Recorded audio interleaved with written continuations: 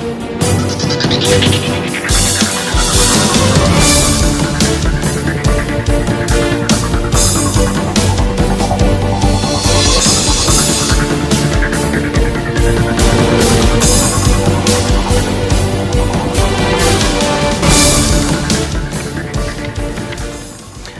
মীরা হাসান আপনাদের সকলকে আমন্ত্রণ জানাচ্ছি যমুনা টেলিভিশনের নিয়মিত আয়োজন 24 ঘন্টা থেকে। আপনারা জানেন বাংলাদেশ সময় রাত 11টায় আমরা সাধারণত সমসাময়িক নানান প্রসঙ্গ নিয়ে আলোচনা করি। আজ আমরা আমাদের আলোচনার বিষয়বস্তু নির্ধারণ করেছি সরকারি চাকরিতে প্রবেশের বয়সসীমা।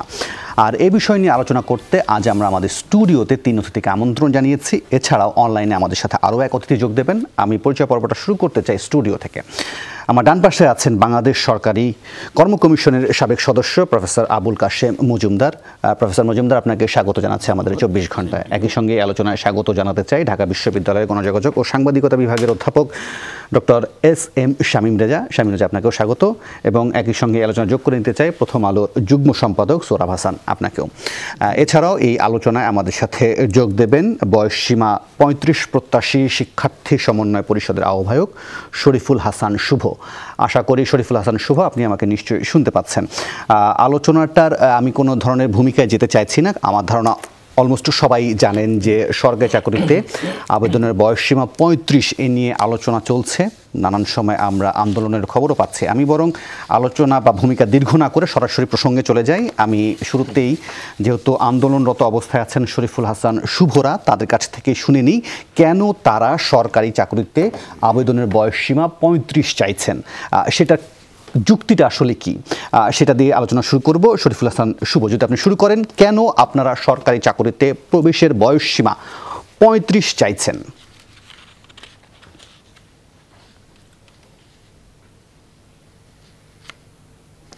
শরীফুল হাসান শুভ, আপনি শুনতে পাচ্ছেন? আপনি আনমিউট করে কথা বলবেন প্লিজ।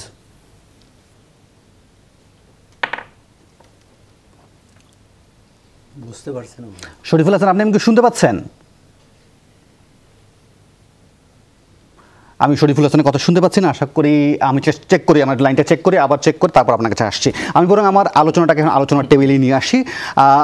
প্রথমেই আবুল কাশেম মজুমদার, আপনার কাছে একটা সরল বিশ্লেষণ নিয়ে যেতে চাই। এই প্রসঙ্গটা যেটা এসছে, প্রথমে সহজ করে জানতে চাই, বিষয়টাকে আপনার যৌক্তিক মনে হয় নাকি অযৌক্তিক? ধন্যবাদ আপনাকে। আসলে দুর্ভাগ্য আমাদের দেশের জন্য এইসব বিষয়গুলো নিয়ে তো আলোচনা তেমন হওয়ার কথা না, এবং শরীফুলদেরকে আন্দোলন করারও কথা না। কেন? আমি মনে করি যে বয়সের সীমা যেটা তারা দাবি করেছে 35 বছর, সেটা যদি আপনি দেখেন, কারণ পৃথিবীর প্রত্যেক দেশেই হয়তোবা সরকারি চাকরিতে ঢোকার জন্য একটা বয়সের থাকে, আবার বয়স সীমাটা থাকে, আবার রিটায়ারমেন্টের একটা বয়স থাকে, তাই না? এই তিনটে, একটা হলো যে তার বয়সের জন্য হয়তো বা 18 থেকে বা 19 থেকে একটা সার্টেন এজ আমাদের দেশে আছে, যদ্দূর আমার জানা মতে 18 বছর থেকে বর্তমান পর্যন্ত 30 বছর। আর রিটায়ারমেন্টে একসময় 57 ছিল, এখন 59 হয়েছে, মুক্তিযোদ্ধাদের জন্য 60 হয়েছে। এই তো এখানে যতটুকু আমি মনে করি যে অবস্থার প্রেক্ষাপটে এটাতে এমন কি লোকসান হতো যদি 30 থেকে 35 হয়, গভর্নমেন্টের তো কোনো তেমন কোনো ক্ষতি হওয়ার কথা না, বা এটাতে এমন না যে রাষ্ট্রের কোনো সম্পদের অপচয় হবে। আমি মনে করি, এটা আমার ব্যক্তিগত মতামত, আমি লোক প্রশাসনের ছাত্র, গত 50 বছরের অধিক সময় দেশে বিদেশে লোক প্রশাসন পড়ায় আমি যতটুকু প্রশাসন সম্পর্কে জানছি এবং সরকারি চাকরি সম্পর্কে যতটুকু জানছি, এমন অনেক চাকরি আছে যেখানে বয়সসীমার তেমন উল্লেখ থাকার দরকার নেই। যেমন আপনি আমাদের দেশের সরকারি কলেজগুলো শিক্ষকদের জন্য পাবলিক সার্ভিস কমিশনের মধ্যে নিচ্ছেন, তাদেরকে তাদের মৌখিক প্রিলিমিনারি পরীক্ষা নিচ্ছেন, রিটার্ন পরীক্ষা নিচ্ছেন, তারপর তাদের মৌখিক পরীক্ষা নিচ্ছেন, এরপর তাদের পুলিশ ভেরিফিকেশন করে চাকরি দিচ্ছেন।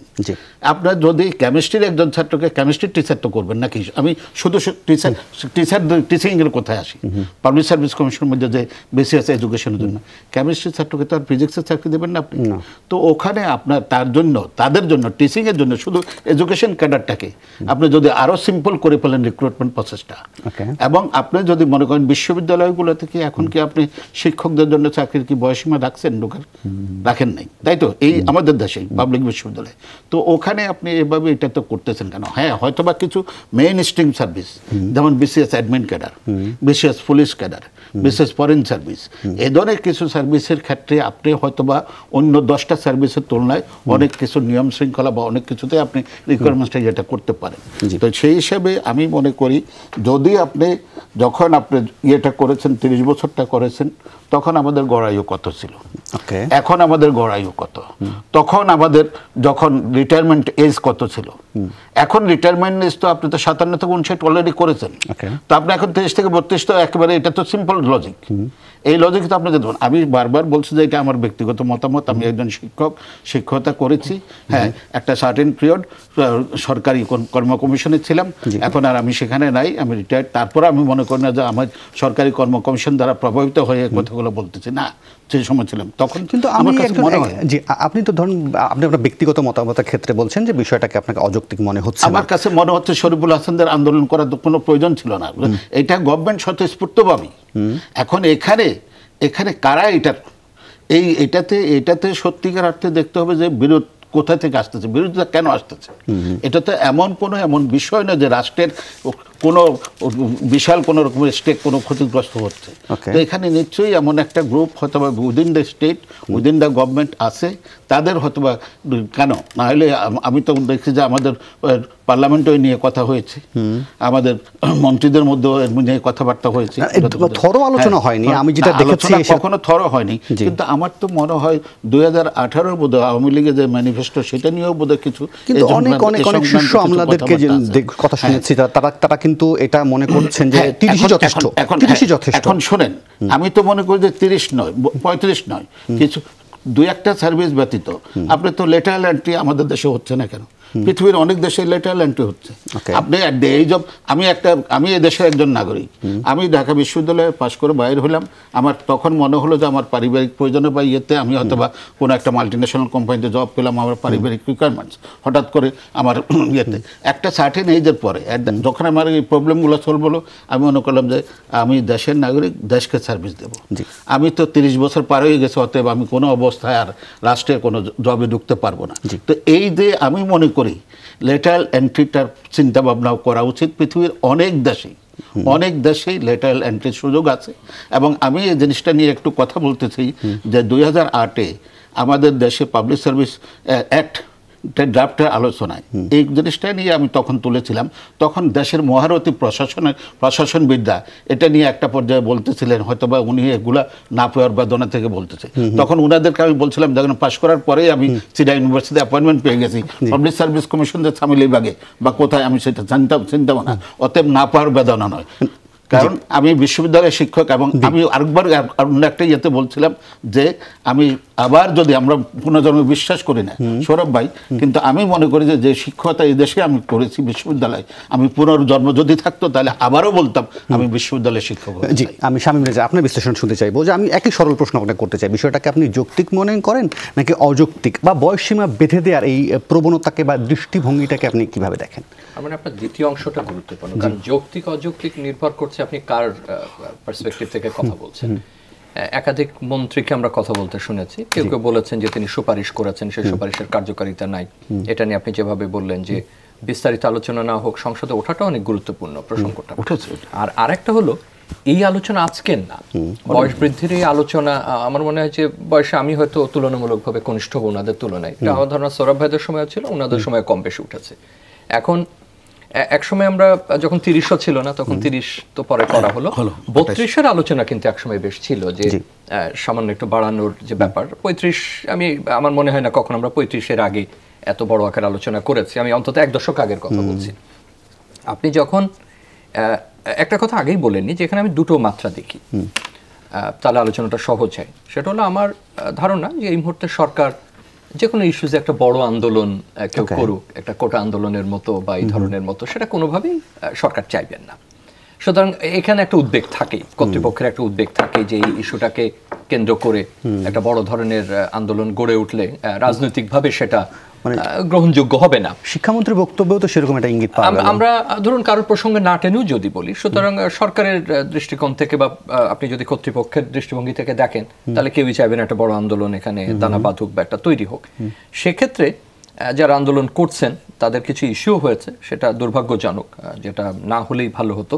তো তারপরে আমি বলবো যে তাদের হয়তোবা ভিন্নভাবে এটার অ্যাডভোকেসি করতে হবে বা ভিন্নভাবে লবি। আমি কথাটা বলেই আলোচনাতে আসছি, সেটা আমরা তাদের পথ বাতলে দেবার কেউ না, যারা করছেন তারাই ভালো জানেন বা কিভাবে তারা করছেন বা কিভাবে তাদের দাবিটা সরকারের কাছে তারা পৌঁছে দেবেন। দেখেন, প্রথমে হচ্ছে আপনি কর্মবাজারের হিসাবটা করেন। আপনি যাদেরকে স্বাধীনতা পূর্ব সময়ে যাদেরকে দেখেছেন সরকারি চাকরিতে আসতে, বা 70-80 দশক যদি এই সময়টা আমি ধরি, আমাদের 90 একটা আলাদা একটা কাট অফ মার্ক যদি আমি ওখান থেকে রাখি, তখনকার কর্মবাজারের অবস্থা, তখনকার জনচাহিদা এবং তখন আমাদের যে পরিমাণ গ্র্যাজুয়েট আমরা সরবরাহ করতে পারতাম, যে পরিমাণ বিশেষায়িত আমরা সরবরাহ করতাম, যতগুলো ক্যাডার আমাদের ছিল, যতগুলো মন্ত্রণালয় আমাদের ছিল, যে পরিমাণ অধিদপ্তর আমাদের ছিল বা অন্যান্য বিভাগ ছিল, তার সাথে আপনাকে মিলিয়ে দেখতে হবে যে আজকে সেই বাস্তবতায় আমরা আছি কিনা। এবার আসুন শিক্ষার্থীর বাস্তবতা বা যিনি পরীক্ষার্থী তার বাস্তবতা। পরীক্ষাগুলো প্রলম্বিত হয়, সুতরাং তিনি চাইলেই একেবারে প্রিলিমিনারি থেকে শুরু করে শেষ করা পর্যন্ত একটা দীর্ঘ সময়, তারপরে যিনি উত্তীর্ণ হচ্ছেন তার বিভিন্ন ক্লিয়ারেন্স সহ ওটা শেষ করতে। এখন আমরা নিজেরাই দেখি যে বিশ্ববিদ্যালয় বা কলেজ পর্যায়ে যারা পড়েন এবং এখনো পর্যন্ত এখানে এক ধরনের, ভালো লাগুক আর খারাপ লাগুক, এখনো পর্যন্ত খুব উচ্চবিত্তরা এই মুহূর্তে এই ধরনের সরকারি চাকরিতে আগ্রহী না। যদি এই ধরনের হয়তো পরিসংখ্যান দিয়ে প্রমাণ করা কঠিন, কিন্তু আমরা পর্যবেক্ষণে যেটা দেখি সাধারণত এরকম কারা যাচ্ছেন। আমি কিন্তু এই কারণে বারবার সময়কালটা বলছি, আপনি 60-এর দশকে নাই যে অত্যন্ত উচ্চ মেধাবী, খুব এলিট পরিবার, ধনী পরিবার সন্তানরা দেশের স্বার্থে, জাতীয়তাবাদের স্বার্থে সরকারি চাকরিতে যাবেন, সেনাবাহিনীতে যাবেন। আমরা ওই বাস্তবতা এখন নেই। এখন নিম্ন মধ্যবিত্ত, উচ্চ মধ্যবিত্ত, আমরা অর্থনীতির অবস্থায় বলছি, তাদের পক্ষে এই প্রলম্বিত পরীক্ষা পদ্ধতি এবং একেবারে শেষ করা, যদি তিনি উত্তীর্ণ হয়ে থাকেন, একটা দীর্ঘ সময়ের ব্যাপার। দ্বিতীয় হলো যে এই অনেকে একবারে কৃতকার্য হন না, এটা হতেই পারে, এটা একটা প্রতিযোগিতামূলক পরীক্ষা। আমরা দেখেছি অনেক মেধাবী শিক্ষার্থীও। কিন্তু আপনি যে প্রসঙ্গ তুললেন যে ধরেন একটা, ধরেন আপনি যে কথা বললেন যে 41তম বিশেষ পরীক্ষা শেষ করতেই 4 বছর 4 মাসের বেশি সময় লেগেছে, 43তম চূড়ান্ত ফল প্রকাশ করতে 3 বছর 1 মাস লেগেছে, যেটা এখনো গেজেটি প্রকাশ নিয়ে আলোচনা আছে। তো এই যে দীর্ঘসূত্রিতা, 2020 সালে একটা রোড ম্যাপ সম্ভবত পিএসসি করা হয়েছিল যে 1 বছরের মধ্যে কার্যক্রম এখন এই যে সময়টা নষ্ট হয়, এটা দায়ী স্টুডেন্টদের। এটা একটা যুক্তি যে তার সময়, তার অর্থনীতি এবং তার অবস্থা। দ্বিতীয় স্যার যেটা বলেন, আমি সেই আলোচনায় আসি। এখন কিন্তু খুব বেশি বিশ্ববিদ্যালয় বা কলেজগুলোতে সেশন জাম নেই, মোটামুটি সময় সে বের হয়, যেটা আমাদের সময় বা একটা সময় দেখা গিয়েছিল 80 বা 90 দশকে 8 বছর 9 বছর লেগে যাচ্ছে বিজ্ঞানের শিক্ষার্থীদের বের হতে, আমাদেরই প্রায় এরকম দীর্ঘ সময় লেগেছে। এখন সেই বাস্তবতা নেই। তার মানে আমি ধরে নিচ্ছি প্রায় 5 বছর একটা সময়কাল তিনি পাচ্ছেন। কিন্তু একজন গ্র্যাজুয়েটের বা একজন স্নাতকের এই ধরনের রাষ্ট্রে, একটা স্বাধীন রাষ্ট্রে এবং আজকের বিশ্বে অবশ্যই তার অধিকার আছে দ্বিতীয়বার চিন্তা করবার, যে আমি একটা চাকরিতে ঢুকেছিলাম বেসরকারি, আমার এখন চাকরিটা আমার জন্য ভালো হচ্ছে না, আমি সরকারি চাকরিতে যেতে চাই, অথবা অন্য কোনো চিন্তা ভাবনা করেছিলাম, আমি আবার এখানে যেতে চাই। এই সুযোগটা দরিদ্র বাংলাদেশ দিতে পারেনি, কিন্তু এখন যে বাংলাদেশ, সেই বাংলাদেশের এই সুযোগটা দেবার প্রয়োজন রয়েছে। এবার আসুন বহির্বিশ্বের যে কথাটা উনি বলছেন, আমরা কি সরকারি চাকরি মানে সবগুলোকে ক্যাডার পোস্ট বা একেবারে গেজেটেড পোস্ট কেন ধরে নিচ্ছি? পুলিশ বাহিনী অধিকাংশ উন্নত দেশে বা উন্নত সমাজে প্রায় যে কোনো বয়সে পুলিশে যাওয়া যায়। আমি পুলিশে যাওয়া মানে কি তাকে আর্ম পুলিশের কথা বলছি, তাকে কমব্যাট পুলিশের কথা বলছি যে কালকেই তাকে যেতে অসংখ্য অফিস। কিন্তু আমাদের এই নিয়মটা নেই। আমি তো আমার জানা মতে রাষ্ট্রপতি চাইলে তা অন্তত 10% এই সংখ্যা দিতে পারেন, তিনি যে কোনো যোগ্য ব্যক্তিকে যে কোনো পদে। সেইটা তাহলে অন্য আলোচনায় যেতে হবে। না, ওটা রাষ্ট্রপতি চাইলে ওদের মধ্য থেকে, যারা অলরেডি জবে আছে তাদের মধ্যে, ওইটার কিছু ঐতিহাসিক আলোচনা আছে যে সরকার চাইলে সচিব পর্যায়েও দিতে পারে, বঙ্গবন্ধু দিয়েছিলেন একাধিক কবি থেকে শুরু করে, সেটা অন্য আলোচনা। এখন আপনি দেখুন, আপনি একেবারে বন্ধ করে দিচ্ছেন দরজা। তার মানে যিনি অর্থনৈতিক কারণে হোক, প্রথমবার কৃতকার্য না হবার কারণে হোক, অথবা হয়েছে কিন্তু এই দীর্ঘসূত্রিতার কারণে তার 30 বছরটা পার হয়ে গেছে, তাহলে তিনি আর সুযোগটা পাচ্ছেন না। আমরা একটা কোভিড সময় পার হয়ে আসছি, যখন সেটা কিন্তু আমরা কেবলমাত্র শিক্ষা প্রতিষ্ঠানের বিবেচনায় নিয়েছি, কিন্তু কোভিডের সময়ে যে ক্ষতিটা হয়েছে, যে মানসিক ক্ষতি, শিক্ষার ক্ষতি, প্রস্তুতির ক্ষতি, অর্থনৈতিক ক্ষতি, তারও কিন্তু একটা প্রভাব এখানে পড়েছে। যদি আমি এই মুহূর্তে সময়কালটাকেও ধরি, যে ঠিক আছে পুরনো সবকিছু বাদ দিলাম, এই মুহূর্তে যারা দিচ্ছেন, এবার আসে যে আলোচনা তখন ছিলাম যে যে কোনো উন্নত রাষ্ট্রে এই যে আমরা যে পদ্ধতিতে একেবারে যোগদানের পর থেকে একটা ক্যাডার পোস্টের সচিব পর্যন্ত প্রত্যাশা করি, এটা তো আধুনিক অনেক জায়গাতে নাই এখন আর, এবং একটা পর্যায়ের পরে থাকে না, সেটা একটা রাজনৈতিক সিদ্ধান্তের বিষয় হয় যে কাদেরকে সর্বোচ্চ ওই পর্যায়ে দেবেন বা দেবেন না। সেইটা ভবিষ্যৎ বাংলাদেশে, আজকে হয়তো শুনতে খারাপ লাগে, এই বাংলাদেশে একদিন এই কাঠামো ভাঙতে হবে। এবং এই যে এন্ট্রির কথাটা আমি বলছি যে 30 পার হলে আমার গ্যাজেটেড হোক, নন গ্যাজেটেড হোক, বা ক্যাডার হোক, নন ক্যাডার পোস্টে কেন যাওয়া যাবে না? কেন জনপ্রশাসনের মতো জায়গাতেও একসময় লোক নেওয়া প্রয়োজন পড়বে। তিনি 40 বছরে যেতে পারেন, তো 40-এ গিয়ে উনি যদি আর 20 বছর চাকরি করে নিয়ে অবসরে যান, অসুবিধাটা কি? উনার যদি আর কোনো পদোন্নতি নাও হয়, উনি যদি তাতেই সন্তুষ্ট থাকে, তাতে তো কোনো অসুবিধা হওয়ার কথা না। এটা পুলিশে নেওয়া সম্ভব, এটা জনপ্রশাসনে নেওয়া সম্ভব, এটা এমনকি পররাষ্ট্র মন্ত্রণালয়ে এটা নেওয়া সম্ভব। আমাদের যে সংখ্যক অফিস এখন বাড়ছে, আমাদের যত দূতাবাস বাড়ছে, তার অন্যান্য শাখা অফিসগুলো বাড়ছে, সেখানেও এটা সম্ভব। যে প্রসঙ্গটা আপনি তুলেছেন বলে আমি ছেড়ে দেব, আমরা কোন দৃষ্টিভঙ্গি থেকে বিষয়টা দেখছি, কোন দর্শনের ভিত্তিতে বিষয়টা চিন্তা করছি, সেই জায়গাটা আমাদের গোলমাল রয়েছে। আমরা ওই কারণে উনি যেটা বললেন যে ভেতরে একটা ইন্টারেস্ট গ্রুপ তৈরি হয়, তারা এটা চায় না, সেটা রাজনীতির মধ্যে থাকতে পারে, এই আমাদের আমলাতন্ত্রের মধ্যে সেটা থাকতে পারে, আমাদের মধ্যে সেটা থাকতে পারে, কিন্তু দৃষ্টিভঙ্গিটা কি, আপনি কোন বেসিসে এই সিদ্ধান্তটা নেবেন, সেটা আমাদের সিদ্ধান্ত। সোহরাব হাসানের দৃষ্টিভঙ্গিটা শুনি একটু। আমি শামীম রেজার কথার সূত্র ধরেই বলতে চাই, রাষ্ট্র নাগরিককে কিভাবে দেখে এবং শিক্ষা এবং কর্মের সম্পর্কটা কীরকম রাষ্ট্র তৈরি করতে পেরেছে বা তৈরি করার তার ইচ্ছা আছে। আমাদের প্রতিটি ক্ষেত্রেই চাকরির বয়স তো একটা খুবই, মানে যদি বলি যে একটা নির্দিষ্ট জায়গায় রাষ্ট্রকে চিন্তা করে যে তার যে নাগরিক, তাকে কাজে লাগানো, তাকে প্রথম হচ্ছে শিক্ষা দেওয়া হয়, তাকে উপযুক্ত জনশক্তি তৈরি করার জন্যে। জনশক্তি তৈরি হলো বা হয়েছে, কতটা হয়েছে সেটা নিয়ে তো প্রশ্ন আছে। যে আমাদের জাতীয় বিশ্ববিদ্যালয়ের অধীন যারা স্নাতক বা স্নাতকোত্তর, তার 68% কোনো মানে বেকার, বিআইডিএস-এর জরিপ অনুযায়ী। এখন এখানে একটা প্রথমত হচ্ছে 35 প্রসঙ্গটা আসলো, প্রথমেই হচ্ছে যে একসময় তো এই যে সেশন জটের বিষয় আছে, আরেকটা হচ্ছে একটি এই যে বিসিএস, একটি চাকরির প্রক্রিয়া শুরু থেকে শেষ করতে 4 বছর সময় যদি লাগে, তাহলে সে তো এই 4 বছরে অন্য কোনো চিন্তা করতে পারে না। ডেইলি স্টারে এই রিপোর্টে একজন শিক্ষার্থীর যে অভিজ্ঞতা বর্ণনা করলো ভয়াবহ। তিনি সর্বোচ্চ পর্যায়ে অর্থাৎ চূড়ান্ত পরীক্ষায় উত্তীর্ণ হয়েছেন, কিন্তু তিনি ক্যাডার পাননি, নন ক্যাডার। কিন্তু নন ক্যাডার আবার চাহিদা, মন্ত্রণালয়গুলোর চাহিদা অনুযায়ী তাকে নিয়োগ দেওয়া হয় সেই মন্ত্রণালয়ে, তিনি যে বিষয়ে সেটি পাননি। একটি প্রাথমিক বিদ্যালয়ে তিনি শিক্ষকতা নিতে বাধ্য হয়েছে। এখন 35-এর বিষয়টা আরেকটি কারণে, যে শুধু সরকারি চাকরি না, যখন সরকারি চাকরিতে 30 বেঁধে দেওয়া হয়, তখন বেসরকারি চাকরিতেও বেসরকারি চাকরিতেও কিন্তু এই 30-এর উপর গেলে আর তাকে প্রভাব পড়ে এবং আবেদন করতেই দেওয়া হয়। মানে এটা ধরে নেওয়া হয় যে 30 হলো এখানে শেষ হলো। এটা হচ্ছে ভয়াবহ। এই যে ধরেন যারা আজকে অনশন করছেন, গতকাল পুলিশের লাঠি পেটা খেয়েছেন, তারা কি চেয়েছেন? তারা চাকরি চাননি, তারা চাকরিতে যে প্রতিযোগিতা, সেই প্রতিযোগিতায় অংশ নিতে পারলে তিনি যদি ভালো ফল করেন তাহলে তিনি নিয়োগ পাবেন, তিনি যদি ভালো না ফল করেন তাহলে পাবেন না। তিনি তো চাকরি চাচ্ছেন না যে আমার যেহেতু 35 হয়েছে বা আমার 34 বছর বয়স, আমাকে চাকরি দিতেই হবে। যদিও রাষ্ট্রের দায়িত্ব যে রাষ্ট্রের প্রতিটি নাগরিককে তার উপযুক্ত, তার শিক্ষা এবং প্রশিক্ষণ উপযোগী মানে কর্মসংস্থান করা। এখন দেখেন রাষ্ট্রের দৃষ্টিভঙ্গি বা রাষ্ট্রের আচরণ, শিক্ষার্থীরা কী চাইছে?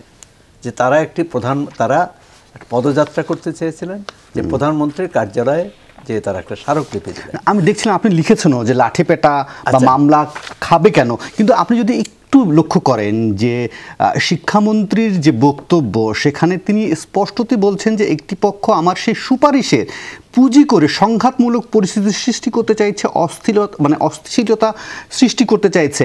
এটা অত্যন্ত খারাপ কাজ। যখন তিনি এই বিষয়টাকে ইন্ডিকেট করেন, তাহলে এই ঘটনা ঘটবে না কেন? আচ্ছা, বিষয়টা হচ্ছে যে তিনি বলে তার হয়তো সদিচ্ছা ছিল।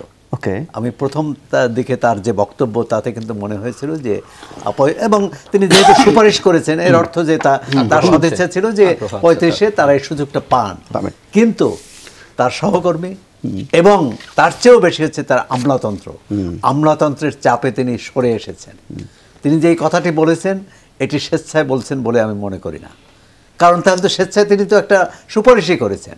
সুপারিশ রাখবে কি রাখবেন না, সাবেক রাষ্ট্রপতি মোহাম্মদ আব্দুল হামিদ তিনি যখন স্পিকার ছিলেন তিনিও কিন্তু এই ছাত্রদের আন্দোলনের সঙ্গে একাত্ম ঘোষণা করেছিলেন, অনেক মন্ত্রী একাত্ম ঘোষণা করেছিলেন। আর আমাদের এখানে এবং এই শিক্ষার্থীরা কিন্তু আদালত পর্যন্ত গিয়েছে, কিন্তু সেখানেও তারা ন্যায় বিচার পায়নি। এখন যে ওই কথাটাই যে যদি এই সুযোগটা দেয়া হয় রাষ্ট্রের কি ক্ষতি, বা এখন যে আমলাতন্ত্র আছে তাদেরই কি ক্ষতি। তারা এখন একটা বিসিএসে ধরেন 2 লাখ পরীক্ষার্থী হয় বা 3 লাখ বা 4 লাখ, সেখানে আরও 25,000 বেশি হবে, এবং ওই 25,000-এর মধ্যে একজন না হতে পারে, আবার 10 জন হতেও পারে। এই যে সুযোগটা দিলে হচ্ছে তারা বেসরকারি চাকরিতেও কিন্তু তাদের তো বলতে হবে যে তার কি, এই যে একটা রাষ্ট্র একজন আমরা ধরে নিলাম যে 30 বছর বা 35 বছর পর্যন্ত তার বাকি যেমন কি করবেন, তাহলে তাকে স্বকর্মসংস্থানের ব্যবস্থা করতে হবে, তার ব্যবসা বাণিজ্য করতে পারে এরকম কোনো একটা পথ করে দিতে হবে। রাষ্ট্রের তো একটা দায়িত্ব। না হলে একজন শিক্ষার্থী যদি বলি বিশ্ববিদ্যালয়ের সর্বোচ্চ ডিগ্রি 16 বছর, কমপক্ষে 16-17 বছর তাকে বিদ্যায়তনেই থাকতে হয়, এর তো একটা মূল্য থাকবে, এর তো একটা বিনিময় মূল্য থাকবে। এখন রাষ্ট্রকে সেই বিনিময় মূল্য চিন্তা করবে না, তাহলে তো রাষ্ট্রের প্রথমেই উচিত ছিল যারা চাকরি পাবেন, মানে পদ যতগুলো আছে তাদেরই বিশ্ববিদ্যালয় বা কলেজে নেবে হবে, একজনও বেশি নেবে। আর দেখুন আমাদের শিক্ষার কি সরকারে এখন যে চাকরি কাঠামো আছে তাতে 4.5 লাখ পদ খালি আছে। এই 4.5 লাখ যদি পদ পূরণ করা হতো তাহলে এই 30-35 এর চেয়েও বড় হতো যে তারা চাকরি পাচ্ছে। এখন আমি মনে করি যে একটি সরকার এটি ঝুলিয়ে রেখেছে, একটা সমস্যার সমাধানের চেয়ে সমস্যাটাকে ঝুলিয়ে রাখা। এই শিক্ষার্থীরা কিন্তু 10 বছরের বেশি সময় ধরে আন্দোলন করছে। আজকে যারা আন্দোলন করছে তারা কিন্তু কেউ অছাত্র না, যে ছাত্রত্ব শেষ হয়ে গেছে সুতরাং তাদের এই যারা গ্রেপ্তার হয়েছে দেখুন সব বিশ্ববিদ্যালয় বা কলেজের শিক্ষা। আপনি লিখেছেন অনেকেরও এখনো ইন্টারভিউ বাকি আছে, তারা সামনে ভাইবা দেবেন, তারা এখন কথা হচ্ছে তারা ভাবছে যে যদি আমাকে আবেদন করার সুযোগটা দেয় তাহলে আমি দেখব যে আমার যোগ্যতা থাকলে আমি চাকরি পাবো, না হলে পাবো না। এর মধ্যে তো আমি দেখি না যে রাষ্ট্রের এটাকে নেতিবাচকভাবে দেখার কোনো যুক্তি আছে। সোহরাব হোসেন, আমি একটু থামাই, আমি একটা বিরতির সময় হয়ে গেছে, আমি বিরতির পরে এসে প্রফেসর মজুমদার আপনার কাছে শুনতে চাইবো। কিন্তু আপনারা যদি 2019 সালে প্রধানমন্ত্রী একটা স্টেটমেন্ট লক্ষ্য করেন, সেখানেও কিন্তু তিনি এটার পক্ষে কোনো যৌক্তিকতা খুঁজে পাননি। তিনি বলছিলেন যে আসলে 35 বছর করা হলে তারপরে রেজাল্ট ট্রেনিং শেষ করতে করতে তার 35 থেকে 40 বছর লেগে যাবে। দিন শেষে তারুণ্যের কাছ থেকে যে চাওয়াটা, যে তারুণ্যরা এই সরকারি কর্মকমিশনে বা সরকারি চাকরিতে বেশি সার্ভিস দিবেন, সেটা আসলে কতটুকু প্রশ্নের মুখে পড়ে কিনা সেটা জানতে চাইবো। পাশাপাশি আশা করব যে বিরতির পর ফিরে এসে শরীফুল হাসানকেও পাবো, তাদের যুক্তিটাও শুনবো। তবে তার আগে নেব ছোট একটা বিরতি, ফিরবো একটু পর।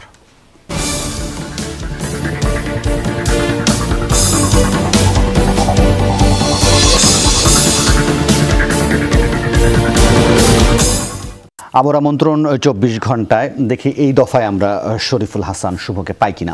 শরীফুল হাসান শুভ তো আমাদের সাথে নিশ্চয়ই যোগ দিয়েছেন। শরীফুল হাসান শুভ, আপনি যদি আমাকে শুনতে পান, আমি জানি না আপনি আমাদের প্রারম্ভিক আলোচনা শুনেছেন কিনা। যদি শুনে থাকেন সেখানে নিশ্চয়ই আপনার মন্তব্য করার সুযোগ আছে, কিন্তু আমার প্রশ্নের জায়গাটা আবারও সরল করে বলি, যেটা আমরা জানতে চাইছি যে কেন, যেটা একটু আগে প্রফেসর আবুল কাশেম মজুমদারও বলছিলেন যে আসলে আপনাদের তো আন্দোলন করারই কথা না, কিন্তু কেন আপনারা আন্দোলন করছেন এবং কেন 35 চাইছেন, সেটা যদি ছোট্ট করে আমাদেরকে বিশ্লেষণ করেন।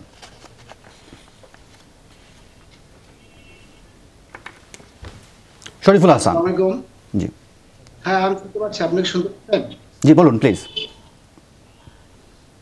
আমার কথা শোনা যাচ্ছে? জি শুনতে পাচ্ছি, বলুন। আসসালামু আলাইকুম।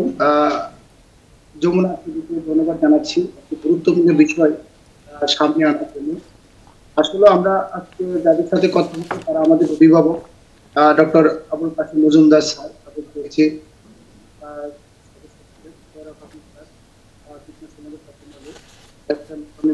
তিনি আমাদের ঢাকা বিশ্ববিদ্যালয়ের একজন শিক্ষক। আমরা অন্তঃস্থল থেকে ধন্যবাদ জানাচ্ছি যে বর্তমানে একদম আলোচিত একটা টপিক আপনারা আমাদের আজকে মিডিয়ার নামে কথা বলার সুযোগ দিচ্ছেন। আমরা আসলে আমাদের এই যে যৌক্তিকতা, বাস্তবতা, তথ্য উপাত্ত তুলে ধরার জন্য আমরা মিডিয়ার সহযোগিতা সবসময় চেয়েছি। আজকে যেহেতু আপনাদের সাথে কথা বলা হয়েছে, সেক্ষেত্রে আমি যে বিষয়টি বলতে চাই, ইতিমধ্যে আপনারা জানেন আমরা আবেদন পড়াশোনা স্থায়ী আমরা 35 আছি। যেহেতু আমরা এই স্থায়ীভাবে 35 আছি, অবশ্যই এর যৌক্তিকতা, বাস্তবতা আপনাদেরকে জানতে হবে। বাংলাদেশে আমরা দীর্ঘদিন ধরে এই আন্দোলনটি চালিয়ে আসছি শুধু আমরা মাননীয় প্রধানমন্ত্রীর দৃষ্টি আকর্ষণ করে একটা কারণ মাননীয় প্রধানমন্ত্রীর আশেপাশে যারা থাকেন তাদেরকে আমরা বারবার তথ্যগুলো দিয়ে আসি, বাস্তবতা, যৌক্তিকতা গুলো দিয়ে আসি। তারা কখনোই মাননীয় প্রধানমন্ত্রীকে এই বিষয়টিকে তার সঠিকভাবে ব্যাখ্যা করতে পারে না। মধ্যে আপনারা জানেন চাকরিতে প্রবেশে পড়াশোনা 30 থেকে বাড়িয়ে 35 কেন প্রয়োজন? আপনি দেখেন ইতিমধ্যে যখন প্রধানমন্ত্রী কিন্তু কখনো নৈরাশ করে নাই যে চাকরিতে প্রবেশের বয়স বৃদ্ধি করবেন। তিনি সবসময় আন্তরিক থেকেছে, কিন্তু একটা অদৃশ্য শক্তি বারবার মাননীয় প্রধানমন্ত্রীকে এই চাকরিতে আবেদনের বয়সীমাটি বৃদ্ধি করার ব্যাপারে একটা অনীহা তৈরি করে রাখছে। আমরা জানি যে মাননীয় প্রধানমন্ত্রীর কাছে বাংলাদেশের জনগণ যদি যুক্তি, তথ্যপত্র সহ যদি কোনো কিছু চাওয়া হয়, তিনি কখনোই না করেন। ইতিমধ্যে আমার মাননীয় প্রধানমন্ত্রী 3বার কথা বলার সামনে থেকে আমি দেখছি তার অনুভূতি, তিনি মানুষের জন্য কাজ করার জন্য তিনি সবসময় থাকেন, সেভাবে মানুষের কল্যাণে কাজ করা যায়। আপনি দেখেন যখন এই এক দাবিটি বাস্তবায়ন করার লক্ষ্যে যখন একটা সংশ্লিষ্ট আপনাদের যে আছে, আপনি জানেন যে এই সংস্থাকে একটা ডাটাতে আপনারা বুঝতে চেষ্টা করেন চাকরিতে আবেদনের বয়সীমা তারা চেয়েছিল, আমরা চেয়েছি ওভারঅল চাকরি বাজারটা, কিন্তু সাবেক স্যার ছিলাম তখন থেকে চেয়ারম্যান, হার করলো কি একটা ডাটা দিলে দিয়েছি 36, 37, মানে 35, 37, 3টা ডাটা দিলেন এখানে যে অধিকতর কম বয়সের শিক্ষার্থীরা বিসিএস এ ক্যান্সার হওয়ার প্রবণতা বেশি এবং বয়স যত বাড়তে থাকে বিসিএস এর প্রবণতা, ঢুকার প্রবণতাটা কমতে থাকে। এখন বিষয় হলো, আমি একটা জিনিস আপনাদেরকে ব্যাখ্যা করতে চাই, যখন 24 বছর বয়সে একটা ফ্রেশার স্টুডেন্ট যখন অনার্স গ্রাজুয়েশন সম্পন্ন করে, তখন ওভারঅল বাংলাদেশে আবেদন করার শিক্ষার্থী থাকে পরিমাণ বেশি। যখন এই 24-25 বছরের রেশিওটা যখন 29 বছর বয়সে যায়, তখন কিন্তু এই শিক্ষার্থীরা শুধু চাকরি বাজারে বসে, তারা কিন্তু কোনো না কোনো সেক্টরের সাথে ইনভলভ থাকে। ইনভলভ থাকার পরেও আপনারা দেখুন, আর যদি 3 লাখ বিসিএস কেন্দ্রিক পরীক্ষা দেয়, সেই ক্ষেত্রে আপনি দেখবেন যে 2.5 লক্ষ শিক্ষার্থী কোনো না কোনো জব সেক্টরের সাথে তারা ইনভলভ। তারা কিন্তু নিজের যোগ্যতাটা প্রমাণ করার জন্য, আরো অধিকতর মানে নিজেকে ফিট করার জন্য তারা কিন্তু নানান সংগ্রাম, প্রতিকূলতা পাড়িয়ে দিয়ে এই যখন তার বয়স থাকে 29 বা 30-এর কাছাকাছি, তখন কিন্তু এই আবেদন করার যে এইটা প্রসেসটা আপনারা দেখেন, বিসিএস আবেদন করার সংখ্যাটা কিন্তু 23-24 বছর বয়সে যে পরিমাণ বেশি থাকে, সেই 29-30 বছরের পরিমাণে কিন্তু কমে যাবে। এখন আপনি কোনটা গর্ব করে নেবেন?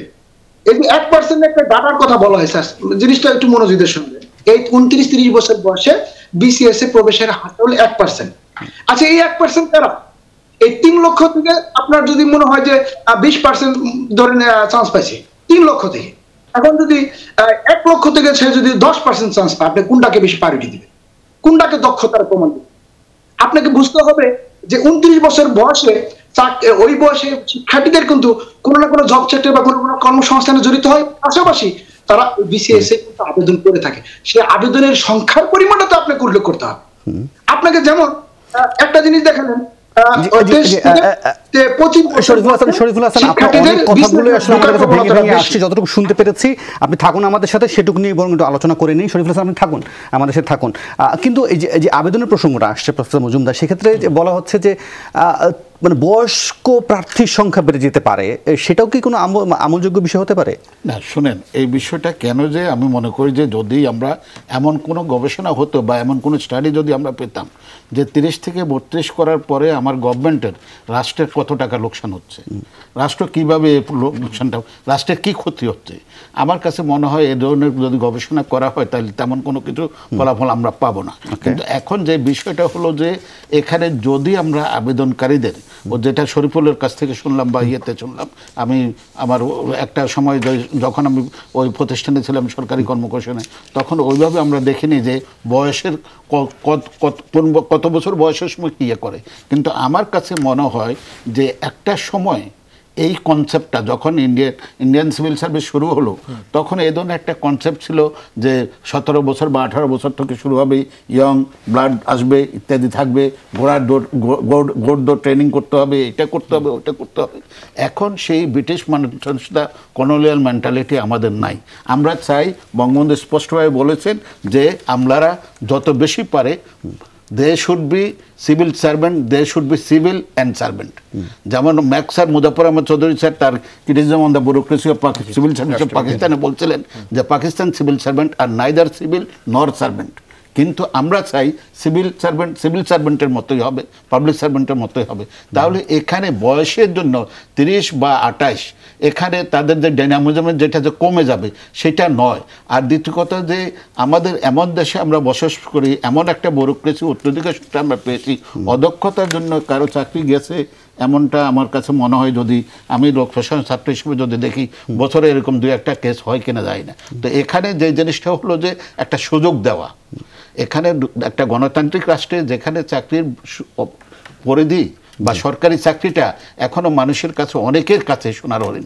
আর বিশেষ করে সরকারি চাকরির মধ্যে কিন্তু খেয়াল করেন কয়েকটা চাকরি, BCS admin, BCS police, BCS customs, taxation and foreign service, এই জন্য মাত্র 8-10টা, বাকিগুলা কিন্তু তেমন আগ্রহ নাই।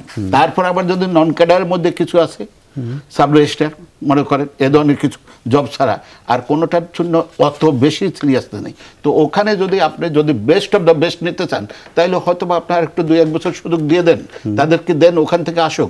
সংখ্যায় তো আপনি তো বলতেছেন সংখ্যা খুবই কম। তো এখানে যদি আসে এরকম একটা অবস্থায়। আর আমি যেটা মনে করি যে এই যে একটু আগে যে শামীম যে কথাটা বলছিলেন যে বঙ্গবন্ধুর উদ্ধৃতি দিয়ে কবির চৌধুরীর কথা, কিন্তু কবির চৌধুরীও সরকারি কলেজের প্রিন্সিপাল ছিলেন স্যার। তখন বঙ্গবন্ধু যে 3 জনকে আমরা সেক্রেটারি করেছেন, 3 জনকে, কবির চৌধুরী একজন সরকারি কলেজের প্রিন্সিপাল, একজন শিক্ষাবিদকে শিক্ষা মন্ত্রণালয়ের, একজন ডাক্তারকে টিউশন চক্ষু বিশেষজ্ঞ, ওনাকে স্বাস্থ্য মন্ত্রণালয়, আর ইঞ্জিনিয়ার এরা কিন্তু সরকারি চাকরিতে ছিলেন। ইঞ্জিনিয়ার মইনুল হোসেন বোধহয় উনি ছিলেন পাবলিক ওয়ার্কসের সেক্রেটারি। এই 3 জনে আমি তো মনে করি আজকে এ প্রান্তে এসে বঙ্গবন্ধুর কন্যা অন্তত বেশ কিছু মন্ত্রণালয় এই ধরনের যার যেটা পেশাজীবীদেরকে ওখানে আনার প্রয়োজন। তো সেই কারণে আমি মনে করি আর কি যে আসলে আমাদের আমি যেটা বলছিলাম যে আপনি স্বামী যে উল্লেখ করছেন, স্বামী আরেকটি কথা আমি একটু উল্লেখ করতে চাই। আপনি বলছিলেন যে পশ্চিমা দেশগুলোর অনেকগুলো উদাহরণ দিয়ে যে সেখানে ব্যবসায়ী মার্কেটে, কিন্তু ওইসব দেশে কি আমাদের দেশে সরকারি চাকরির প্রতি যে আকর্ষণ, সেই আকর্ষণ কি সে পশ্চিমা দেশগুলোতে আছে? এটা একটা গুরুত্বপূর্ণ প্রশ্ন। দেখুন, এই কারণে করছি, আমাদের আকর্ষণটা তৈরি হচ্ছে কেন?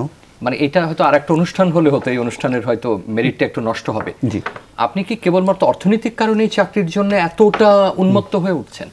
মানে আমি শব্দটা সঠিক শব্দ বলেছে কিনা জানি না, আমার বিশ্ববিদ্যালয়ের গ্রন্থাগারে সাধারণ মানে পড়াশোনা করবেন তার যাওয়ার কোনো জায়গা নেই, আমাদের হলের পাঠাগারগুলোতে কোনো জায়গা নেই, আমাদের উন্নত ক্লাসে কোনো শিক্ষার্থীর কোনো মন নেই। প্রথম কোন রকম 2টো সেমিস্টারের পরে তার ধ্যান জ্ঞান স্বপ্ন চিন্তা ভাবনা সরকারি চাকরি। তাহলে বাংলাদেশ কাকে উদ্যোক্তা তৈরি করবে? তাহলে বলতে হবে যে নিশ্চয়ই উদ্যোক্তা হবার পথটা সবার জন্য একরকম না। শহরের মানুষের জন্য যে সুযোগটা আছে সেটা হচ্ছে মফস্বল বা গ্রামে নাই, একরকম হচ্ছে না। একটু অপেক্ষাকৃত ধনীর জন্য যেটা হচ্ছে সেটা অন্যের জন্য হচ্ছে না, সবাই তো সমানভাবে সুযোগটা পাচ্ছে না। এই মুহূর্তে আমাদের যে অবস্থা, তাতে তো সরকারি চাকরির প্রতি আগ্রহ থাকারই কথা না। আমাদের বিপুল পরিমাণে বেসরকারি চাকরির প্রতি, উদ্যোক্তা হওয়ার প্রতি, নিজস্ব চাকরির প্রতি বা নিজে কিছু সেলফ এমপ্লয়মেন্ট হওয়ার কথা। তাহলে ঘটনাটা ঘটছে কেন? সুতরাং এক জায়গায় এটাই বলা যায় যে আমরা সরকারি চাকরিকে বা আমলাতন্ত্রকে সম্ভবত ক্ষমতার অত্যন্ত সহযোগী বা সহায়ক একটা শক্তি হিসাবে কল্পনা করতে শুরু করেছি। আমরা মনে করেছি যে সুবিধা দিয়ে আমরা এখানে পাবো, এত অল্প সময়ের মধ্যে পাবো, সেটা অপরাপর কোনো চাকরিতে আমি পাবো না। সেটা আমি শিক্ষকতায় পাবো না, সেটা আমি ব্যবসা বাণিজ্যে পাবো না, সেটা আমি বেসরকারি কাজে পাবো না, সেটা ফিলান্থ্রপিতে পাবো না, সেটা এনজিওতে পাবো না, সেটা আমি কোনো জায়গায় পাবো না। এই প্রবণতা কোনোভাবে শুভ না। আমরা যে আলোচনা শুরু করেছি, যদি বিদ্যমান কাঠামোর মধ্যে আপনি দেখেন সরকারি যে কর্মকর্তাদের যে কাঠামো আছে, আমাদের তো এখনই প্রশ্ন আছে যে পদায়নের যে পদ্ধতি, যে সংখ্যায় পদায়ন করা হচ্ছে এবং একেবারে সর্বোচ্চ পদে আপনার মন্ত্রণালয় বা দপ্তর যদি ধরেন, তার তুলনায় যে সংখ্যায় আছে, ইতিমধ্যে কিন্তু সাবেক গুরুত্বপূর্ণ সচিব ব্যাটানের কথা বলেছেন একাধিক, যে এই পদ্ধতিগুলো ভবিষ্যতে আমাদের আমলাতন্ত্রকে বা সরকারি চাকরির এই কাঠামোকে কোথায় নিয়ে যাবে। তো সেটা তো ভেতরেই আছে সেই আলোচনা। সেই আলোচনা আমার প্রকাশ্যে আনি না, কারণ এটা প্রকাশ্য আলোচনার বিষয় না। সবসময় গণমাধ্যমের এজেন্ডা হয় না, এটা আলোচনা করেও বোঝানো যায় না। আলোচনাগুলো অনেক সময় সংবেদনশীল হয়ে ওঠে। তাই আমি যদি ওখান থেকে এখানে আসি, যারা এই দাবিটি করছেন, আমার প্রথমে যেটা মনে হয়, একটা সাময়িক একটা চাপ হয়তো পরীক্ষার ক্ষেত্রে তৈরি হবে, কারণ একটা সংখ্যা বাড়বে। একই সঙ্গে আমি এটাও মানি, আমার ধারণা যে তরুণদের উপরেও একটা চাপ সৃষ্টি হবে, কারণ স্বাভাবিক অপেক্ষাকৃত বয়স্ক যারা 2-3 বছর তারা বয়োজ্যেষ্ঠ যারা আছে, তারাও পরীক্ষা দিতে চেষ্টা করবেন, চাপ তৈরি করবেন। তাতে হয়তো পিএসসির উপর একটা চাপ তৈরি হবে, তাকে আরো কাগজে কলমের কাজ করতে, পরীক্ষা বাড়াতে হবে। এটা অনেকটা ভোটার সংখ্যা বাড়ার মতো। যখন একেবারে কয়েক কোটি ভোটার বেড়ে যায়, তখন নির্বাচন কমিশন ব্যবস্থা করে না, বাক্সের ব্যবস্থা, কাগজের ব্যবস্থা, লোকের ব্যবস্থা, টাকার ব্যবস্থা, যন্ত্রের ব্যবস্থা, এটা তো করে। তখন আপনি রিকোয়ারমেন্ট বাড়াবেন। এখন সেটা একটু আগে কিন্তু ওই শিক্ষার্থীও বলেছেন যে আমাদের কাছে পরিসংখ্যানটা নাই, বা স্যারও বলছেন যে কখন আমরা এটার মুখোমুখি হইনি। আমি এইটা বলবো যে তারা 35 বলছেন, কিন্তু আমরা তো বলছি না যে 35 একদম ফিক্সড। এটা 32 হতে পারে, 33 হতে পারে, কিন্তু আমি মনে করি সরকারি পর্যায়ে, মন্ত্রী পর্যায়ে হোক, বা যেখানে যেখানে নীতি নির্ধারণী আলোচনাগুলো হয়, সংসদে হয়, স্ট্যান্ডিং কমিটিতে হয়, একটা নেগোসিয়েশনের স্পেস থাকা দরকার।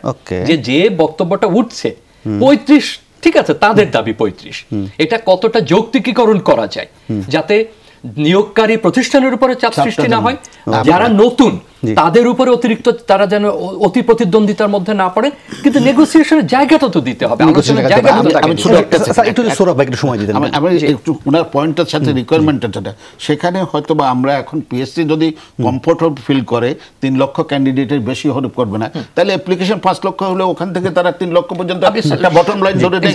আমি সর্ট আউট করতে পারি, শর্টলিস্ট করতে পারি। সোহরাব হাসান, সেক্ষেত্রে আমরা অনেককেই প্রশ্নের মুখে আনছি, আন্দোলন কারা করছে, কেন করছে, সেটাও নিয়ে প্রশ্নে আনছি, কিন্তু পিএসসিকে কেউ আমরা আন্দোলন আমি প্রশ্নের মুখে দাঁড় করাচ্ছি না কেন? তার যে রোড ম্যাপ, সে যদি তার সময় মতো সব কাজ শেষ করতে পারে, তাহলে মানে জটিলতা থেকে অনেক কমে যায়। প্রথমত শেষ করতে পারছে না, কারণ আমরা দেখলাম যে রোড ম্যাপে ছিল যে প্রতি বছরে একটি বিসিএস শেষ করা, শুরু থেকে শেষ করা। এখন 4 বছর লাগছে। মাঝখানে করোনা ছিল, সেটা একটা অজুহাত হতে পারে, কিন্তু আবার কোনো কোনো ক্ষেত্রে, যেমন করোনার কারণে যে স্বাস্থ্য চিকিৎসক নিয়োগের যে একটি বিশেষ বিসিএস করেছিল, আর সেটা কিন্তু 1 বছরের কম সময়ের মধ্যেই শেষ করেছে, চাইলে পারে। এখন পিএসসিকে অভিযুক্ত করে লাভ নেই, আর লাভ নেই এই কারণে পিএসসি তো সরকারের যে নীতি সেটি বাস্তবায়ন করে। পিএসসি বরং যদি বলি সরকারি প্রতিষ্ঠানগুলোর মধ্যে এটি গত 15 বছর না, 20-30 বছরে একটি কাঠামো তৈরি হয়েছে যেখানে মানুষের আস্থা জন্মেছে। যদিও মাঝে মাঝে কোনো বিসিএস নিয়ে প্রশ্ন উঠেছে যে এখানে একটা যে প্রক্রিয়াটা ঠিকমতো কাজ করছে।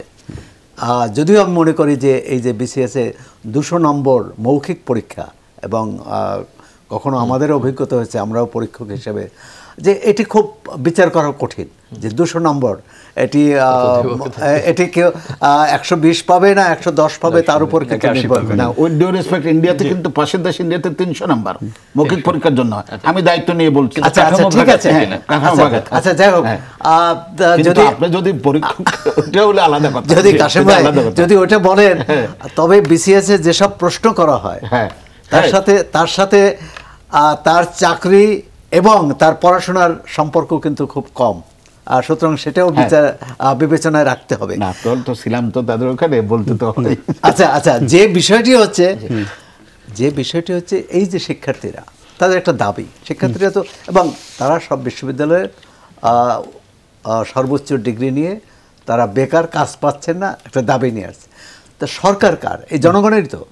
তা সরকার তো তাদের কথাটা শুনবে, সেই শোনার কি হতে পারে? একটা হচ্ছে সংসদ, একটা হচ্ছে সংসদের বাইরে মন্ত্রণালয়, সচিবালয় বা অন্য কোথাও। কিন্তু এই যে বলার, আরেকটা হতে পারে একাডেমিক, যেমন এখানে আমরা আলোচনা করছি, এটা একাডেমিক। সরকারের পক্ষ তো এমন কোনো যুক্তি আমরা দেখি না যে এই 30 বাড়ালেই 30 থেকে 35 বাড়ালে এই ক্ষতি হবে রাষ্ট্রের, এরকম কোনো যুক্তি দেখাতে পারছে না। সুতরাং আমি মনে করি 35 বাড়ানোর যে দাবিটাই যৌক্তিক, এবং সরকারের উচিত তাদের সাথে আলোচনা করে একটি কি বলে তারা যাতে পরীক্ষা নেগোসিয়েশনের জায়গা খুঁজছেন আপনি। আমি বিরতির পর ফিরে এসে আমি শরীফুল হাসানকে নিশ্চয়ই জানতে চাইবো, পরে আবার আলোচনা নিয়ে আসবো, কারণ আপনি বলছেন আপনারা সবাই নেগোসিয়েশনের কথা বলছেন, কিন্তু আমি যা দেখলাম জনপ্রশাসন মন্ত্রণালয়ের মন্ত্রী এবং শিক্ষামন্ত্রী তারা কিন্তু বিষয়টাকে একেবারেই লাইন আপে নিয়ে এসে বলছেন যে একদম মানে রাষ্ট্র জবাব দিয়ে দিয়েছে, এটা এখানেই ক্লোজ। এরপরে প্রধানমন্ত্রীর সাথে বক্তব্য বা আলোচনার মধ্য দিয়ে তারা যে সমাধান আসবে কি আসবে না সেটা সামনে তারা বলবেন। প্রধানমন্ত্রীর কথা বললে তো তাহলে আবার যদি ক্লোজই হয়ে যায়, বন্ধই হয়ে যায়, তাহলে আর প্রধানমন্ত্রীর সাথে আলোচনার প্রশ্ন আসে। সেটাই তো আমাদের বোঝা দরকার যে জনপ্রশাসন মন্ত্রী যে বক্তব্য দিচ্ছেন, শিক্ষামন্ত্রী যে বক্তব্য দিচ্ছেন, সেটা আমরা কতটুকু আমলযোগ্য নিব, সেখান থেকে মেসেজটা কি।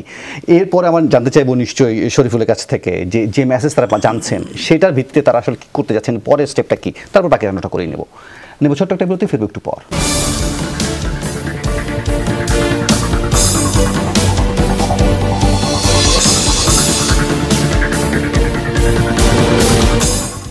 আবার আমন্ত্রণ 24 ঘন্টা।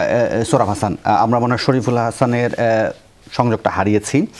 সেক্ষেত্রে যদি আমাকে জিজ্ঞেস করি আপনাকে, যে শিক্ষামন্ত্রী তো অলরেডি বলে দিয়েছেন যে তার সুপারিশে কোনো কার্যকারিতা নয়, এমনকি তিনি বলছেন যে রাষ্ট্র উত্তর দিয়ে দিয়েছে, এখানেই বিষয়টির সমাপ্তি ঘটে গেছে।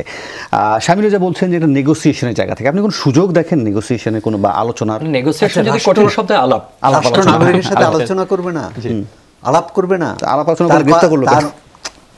এটা তো হলো একতরফা।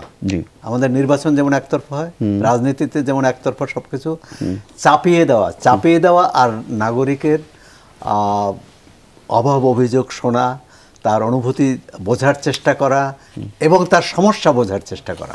যেমন এটা তো একটা বড় গোষ্ঠী, এই 30 থেকে 35 যদি এই জনগোষ্ঠী ধরি, তাহলে সেটি প্রায় 1 কোটি বা তার বেশি হবে। তাহলে এই জনগোষ্ঠী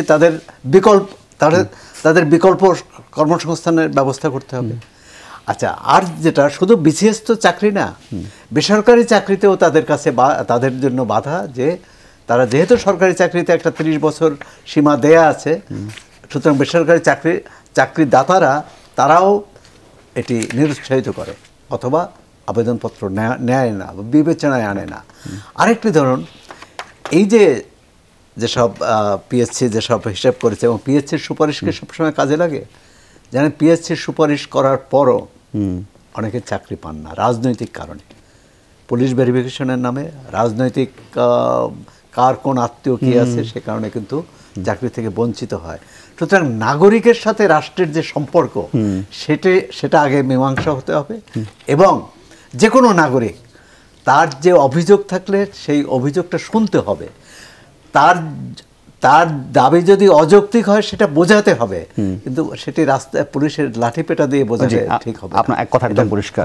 শামিম রেজা, আপনি বলছিলেন যে একটু আগে শরীফুল হাসানের কথা শুনছিলাম, তখন যে মানে একদম ক্লিয়ার শুনতে পারিনি আমরা, সেটা হচ্ছে যে বয়স্ক প্রার্থীর সংখ্যা, সেখানে আমরা দেখছিলাম যে খুবই কম, 1 থেকে 2% 29 বছরের বয়সে প্রার্থী।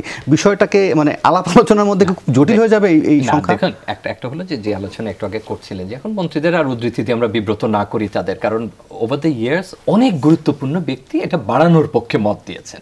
আমরা কিন্তু 3 জন আলোচকই বলছি যে ঠিক আছে শিক্ষার্থীরা 35 চাচ্ছেন, আমরা কিন্তু কেউ বলছি না যে 35 একমাত্র একেবারে কঠোর থাকতে হবে, আমরা বলছি এটা যৌক্তিকভাবে। কিন্তু এখানে মতবিরোধ আছে, কিন্তু আমি অনেক সচিবকে শুনেছি তারা পক্ষে না। আমি তাদের প্রসঙ্গ টানছি না, আমরা যেটা মনে করছি যে আমাদের বাস্তবতা বিবেচনায় যে আলোচনাগুলো আমরা করলাম, 4 লক্ষের 4.25 লক্ষের মতো পদ খালি আছে, যারা বলছেন বাড়াতে তারা কি কেবলমাত্র গ্যাজেটেড কাডার পোস্টেই যেতে চাইছেন? সেটা তো নাও হতে পারে, তারা অন্য যে কোনো পদে তারা যেতে চাইতে পারেন। একটা ভালো সরকারি চাকরি তিনি পছন্দ করছেন, আমি সুযোগ সুবিধা ক্ষমতা বাদ দিলাম, আমার পছন্দ, আমার অন্য চাকরি ভালো লাগে না, আমি সেই সুযোগটা চাইছি। আবার এমন কোনো নিশ্চয়তা কি আছে যে আপনি অত্যন্ত তরুণ চৌকসকে নিয়েছেন, তিনি সারা জীবনই চৌকস এবং অত্যন্ত কার্যকর তিনি থেকেছেন? আমি বিশ্ববিদ্যালয়ে পড়াই, আমার কি এমন কোনো গ্যারান্টি আছে যে আমি যে প্রভাষককে নিয়েছে সারা জীবনে তিনি যথেষ্ট কার্যকর থাকবেন? এমন কোনো যুক্তি সেখানে নাই। তো সেখানে ওই শতাংশ যেটা আপনি বললেন, যদি এই শতাংশের হিসাব কাছাকাছিও হয়, তাহলে অপেক্ষাকৃত বয়স্করা খুব একটা জটিলতা তৈরি করছেন না। একটা জিনিস আমার কাছে এটা বলে শেষ করবে যে আমাদের একটা যৌক্তিক দৃষ্টিভঙ্গি তৈরি করতে হবে যে আগামী 25 বা 50 বছরে বাংলাদেশের আমলাতন্ত্র বা সরকারি চাকরির কাঠামো কোথায় যাবে। আমরা যে 41-এর কথা বলছি, ভিশনের কথা বলছি, সেটা থেকে এটাকে বাদ দেওয়া যাবে না, আলোচনার জায়গাটা রাখতে হবে। আবুল কাশেম মজুমদার, খুব সংক্ষেপে বলবেন। আমি যদি মনে করি আগামী দিনে স্মার্ট বাংলাদেশের জন্য স্মার্ট প্রশাসনের দরকার, স্মার্ট গভর্নেন্সের দরকার, এবং এখানে এই যে সামান্য জিনিসগুলো নিয়ে আন্দোলন করে আমার মনে হয় আমাদের রাষ্ট্রের বা সমাজের বা আমাদের ছাত্রদের সময় অপচয় না করে গভর্নমেন্ট যদি এটাতে একটা চিন্তা করতে পারে, কারণ এখানে আমি ওনার সাথে একমত পোষণ করতেছি, শুধুমাত্র বিসিএসই নয়, এটা তো সকল জবের জন্যই, এবং ওরকম জবগুলোতে এমন জব আছে অনেকগুলোই যেখানে বছর 1 year experience, 12 years experience is nothing but 1 year's experience into 12 times, তাই তো? এরকম অনেক জবই তো সরকারের আছে, তো সেখানে তো না হয় আপনি পাবলিক সার্ভিস কমিশনে শুধু বিসিএস এর জন্য কেন চিন্তা করতেছেন? আমার মনে হয় ওখানেও তো অপশন থাকতে পারে, আমরা যে প্রসঙ্গে আলোচনা করছি এটা ব্যাপ্তি এত গভীরতা, আসলে এই সময়টুকু আলোচনা হয় না। আপনি যদি অনুমতি দেন তাহলে আমরা নেক্সট আরেকটা সেশন ফেলতে পারি এই সপ্তাহের মধ্যে, পরের সপ্তাহে এটা নিয়ে আলোচনা করার জন্য, একই দর্শকদের নিয়ে বা একই অতিথিদের নিয়ে। কিন্তু আজকে আমাকে শেষ করতে হচ্ছে না, আপনি এটা অ্যান্টি কেউ আছে কিনা, আপনাদের অনেক কিছু বলার ছিল, শেষ করতে পারলাম না, আসলে আপনাদের অনেক কিছু বলার ছিল, শেষ করতে পারলাম না, এই জন্য পরের সপ্তাহে আবার দেখা হবে। আজ এই পর্যন্তই, শুভরাত্রি।